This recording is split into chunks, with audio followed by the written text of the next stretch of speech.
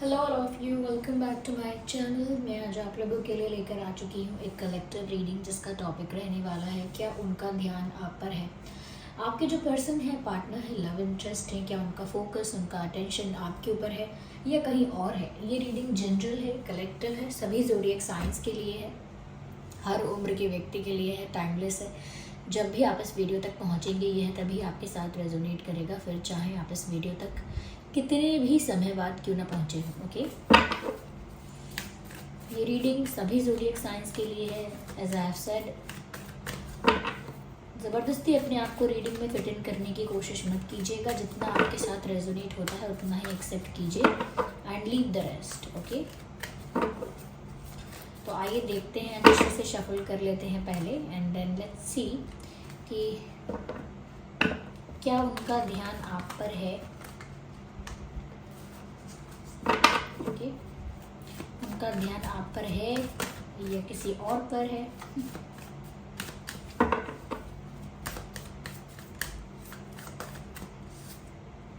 Night of pentacles,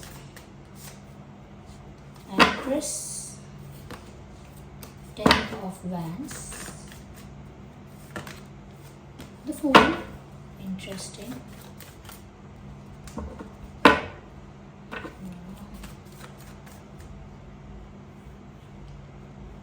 I need one card.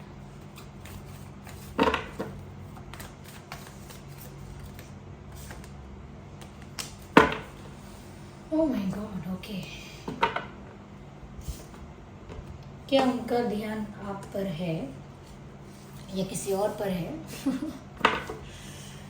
देखिए, सबसे पहले व्यूअर्स, यहाँ पर मैं आपको ये बताना चाहूँगी कि ये जो सिचुएशन दिख रही है यहाँ पर, उसमें लगता है कि आपके जो पर्सन है गलती कर कर के सीख रहे हैं। ऐसा नहीं है कि इस इंसान को बहुत सारी चीज़ें पहले ही रियलाइज़ हो जाती हैं या समझ में आ जाती है, नहीं होता ऐसा। ये गलती करते हैं, फिर उस गलती से सीख लेते हैं, रियलाइजेशन तब होता है इनको। तो ये गलती कर कर के सीखने वाले इंसान लग रहे हैं यहाँ पे फिलहाल के लिए तो।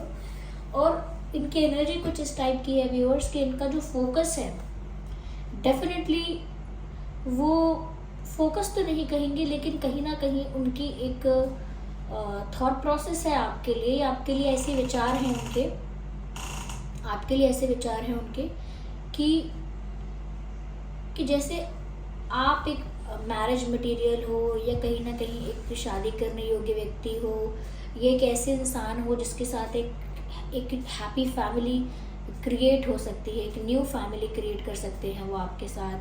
या कहीं ना कहीं आप एक ऐसे पर्सन हो जो बहुत फैमिली ओरिएंटेड इंसान हो, ऐसा वो आपके बारे में सोच रहे हैं। इस प्रकार की विचारधारा आपके लिए है, इस प्रकार के विचार उनके आपके लिए हैं।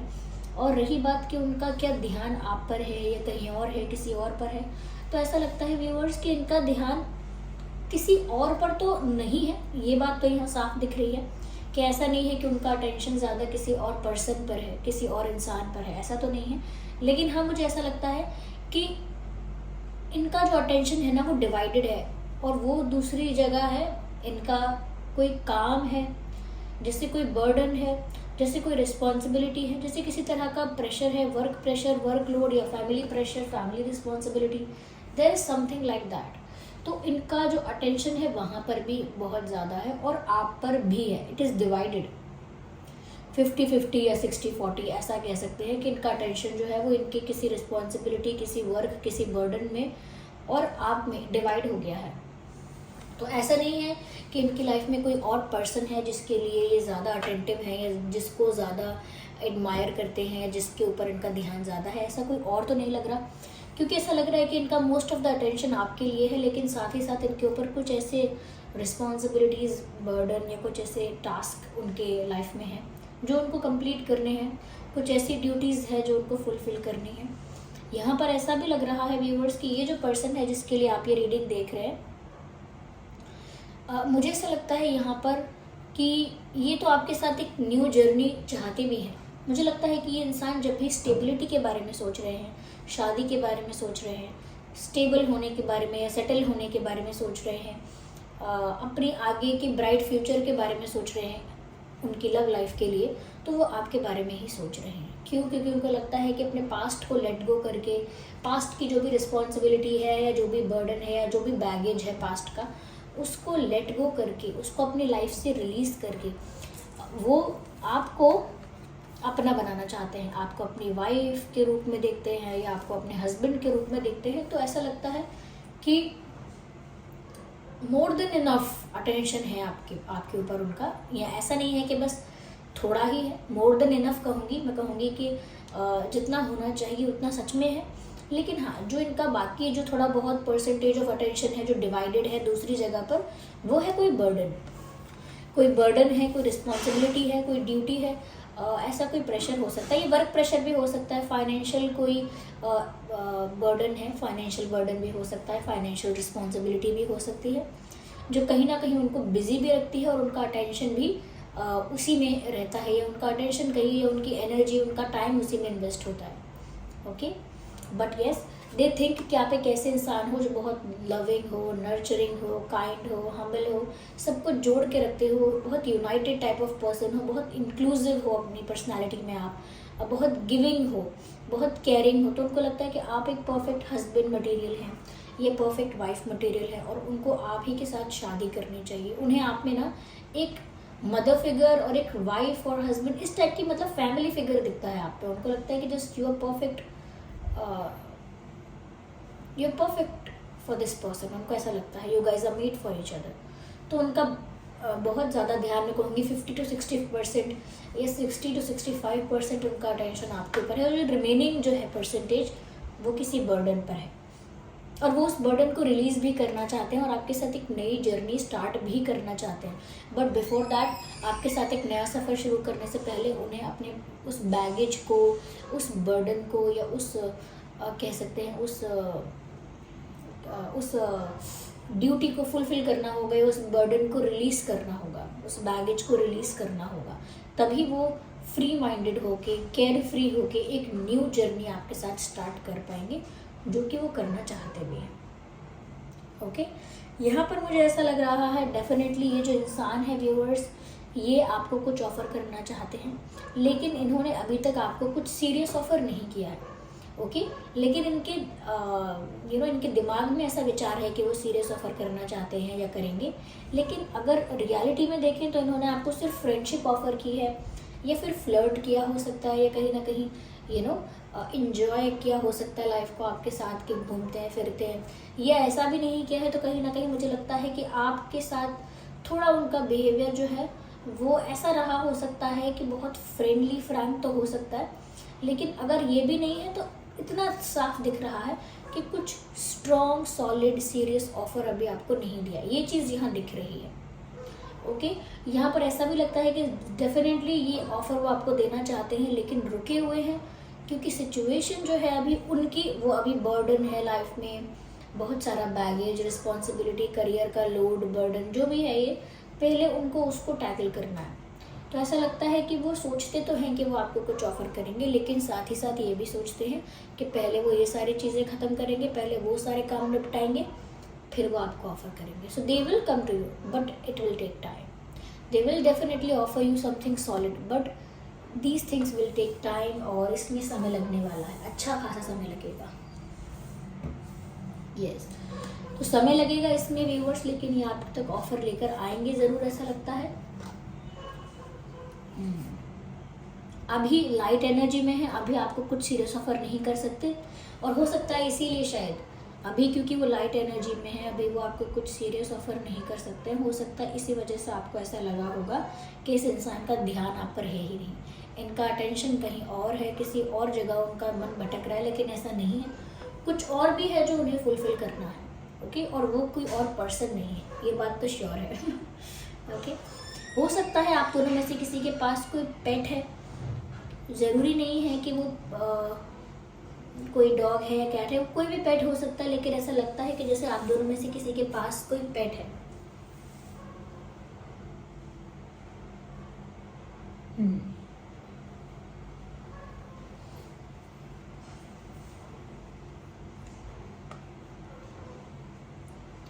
वैसे मैंने आपसे कहा था कि ये रीडिंग सभी ज़ोडिएक साइंस के लिए है, फिर भी यहाँ पर फायर और अर्थ ज़्यादा प्रोमिनेंट है। ये कहीं ना कहीं जिस इंसान के लिए आप रीडिंग देख रहे हो, ये इंसान काफ़ी पैशनेट इंसान है और अपने करियर के लिए या अपनी लाइफ में सक्सेस के लिए काफ़ी ज़्यादा एम्बिशियस है। यस, इसीलिए बहुत सारी चीज़ों में एडजस्टमेंट, कॉम्प्रोमाइज़ करते आ रहे हैं, क्योंकि उनको शायद कुछ अचीव करना है या कुछ उनका गोल है उसे पूरा करना है, ऐसा कुछ मुझे लग रहा है। तो काफ़ी पैशनेट इंसान है ये, ऐसा लगता है, और इनका अटेंशन इन्हीं चीज़ों में डिवाइडेड रहता है। ऐसा नहीं है कि किसी और पर्सन की तरफ ध्यान है इनका, it is not like that. यहाँ पर कुछ इम्पॉर्टेंट डेट्स मैं आपको बताती हूँ, डेट्स या नंबर्स 3, 13, 23, 10, 20, 30, 1, 11, 21, 31, 2, 12, 22, 4, 14, 24। ये कुछ डेट्स है या नंबर्स है जो इम्पोर्टेंट और रेलिवेंट हो सकते हैं। ओके, कुछ मंथ, अक्टूबर, अप्रैल, मार्च, जनवरी, नवंबर, फरवरी, I said April, right? April मैंने बोल ही दिया है।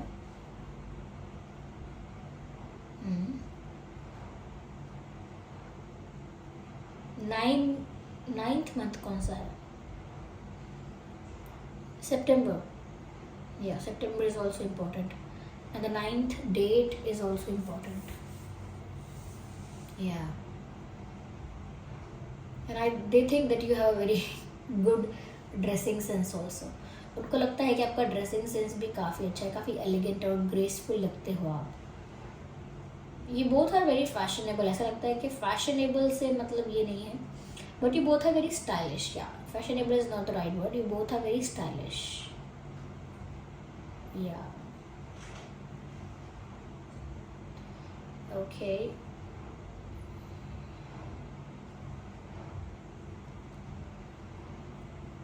अपनी किसी जिम्मेदारी के बोझ को उठा रहे हैं या पास्ट में की हुई किसी मिस्टेक के बर्डन को उठा रहे हैं, जो कि रिलीज़ हो जाएगा समय के साथ। It will take time, but ये चीज़ें रिलीज़ हो जाएंगी। यस, आइए चलिए आगे भी क्लैरिफाई करते हैं टू सी कि क्या है सिचुएशन में आगे, क्योंकि ऐसा तो लग रहा है यहाँ पे साफ साफ कि जो इनका ध्यान है वो आप पर है व्यूअर्स, लेकिन थोड़ा बहुत दूसरी चीज़ों में लगा हुआ है। आई थिंक ये इंतज़ार कर रहे हैं और अभी किसी डिसीजन पर नहीं पहुँचे हैं। For this person to come on any decision और conclusion it will take some time, क्योंकि ये इंसान खुद ही अभी बीच में लटक रहे हैं। और बीच में लटकने से मतलब है, बीच में लटक रहे हैं ऐसे मतलब है कि वेट कर रहे हैं, अभी खुद किसी कंक्लूजन, स्ट्रॉन्ग डिसीजन पर नहीं पहुंचे हैं। लेकिन दिल क्या चाहता है, फील कैसा करते हैं, बता दिया है मैंने आपको, अटेंशन कितना है आपके लिए। आगे हम और देखते हैं। Just a second, of course ignore my throat. जिस तरह की मेरी आवाज़ आ रही है, थोड़ी सी स्कैरी, डोंट गेट स्कैरी।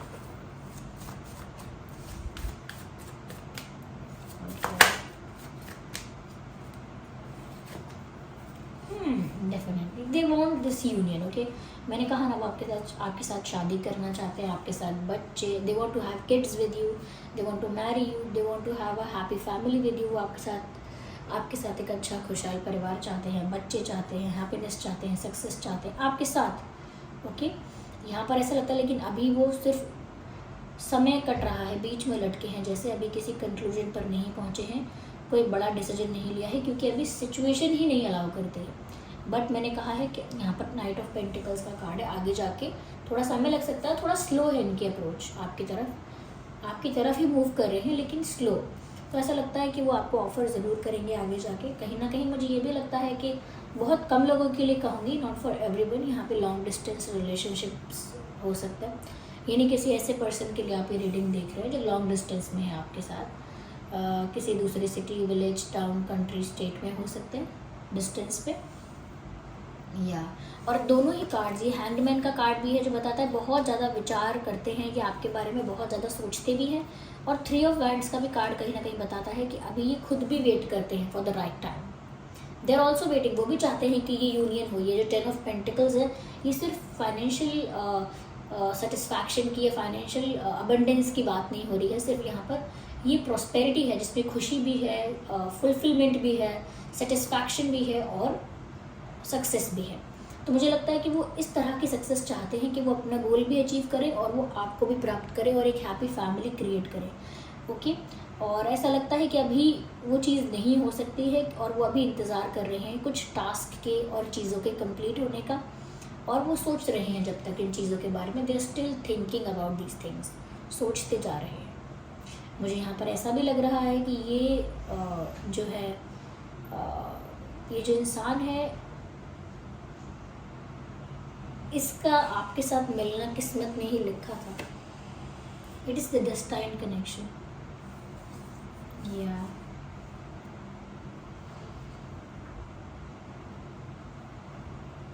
क्योंकि यहाँ पर एक हाथ में मुझे घड़ी नज़र आती है, वॉच जैसा, तो ऐसा लगता है कि अभी जो समय बीत रहा है व्यूअर्स कहीं ना कहीं वो खुद भी वेट कर रहे हैं, दे आर स्टिल वेटिंग कि कब वो सब चीज़ों से फ्री होंगे या कब वो कोई एक्शन लेंगे या कोई स्ट्रॉन्ग डिसीजन ले पाएंगे, कब वो यूनियन हो पाएगा, कब वो कंप्लीशन हो पाएगा। So they are waiting for that.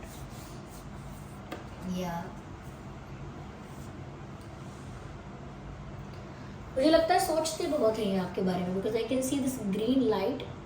दिल से बहुत सोचते हैं आपके बारे में जब भी सोचना हो, दिमाग से नहीं सोचते। तो ऑफ कोर्स इनका अटेंशन, इनका फोकस आप पर ज़्यादा है, काफ़ी ज़्यादा है। वो तो इतना ज़्यादा आप पर ध्यान रखते हैं कि वो इंतज़ार भी कर रहे हैं सही वक्त आने का, और उनको लगता है कि उनकी खुशी सही मायने में खुशी तब है जब आप साथ में हो। So yes, this was the reading. I hope ये रीडिंग हेल्पफुल रही है आप लोगों के लिए। चलिए मिलते हैं अगली रीडिंग में, तब तक के लिए bye bye family, take care.